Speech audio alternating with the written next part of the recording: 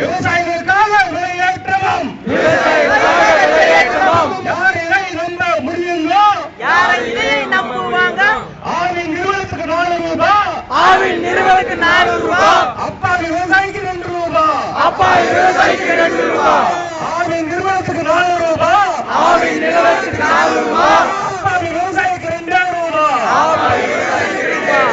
என்னங்க நியாயம், என்னங்க தர்மம், இதுதான் அம்மாவின் அட்டகாசம். இந்த நிலைமை இப்படியே போனால் தாய்ப்பால் மட்டும்தான் தமிழ்நாட்டில் கிடைக்கும். இந்த நிலைமை இப்படியே போனால் பஸ் கட்டணத்தை நிறுத்தியாச்சு. ஜனங்கள் நிம்மதி போயே போச்சு.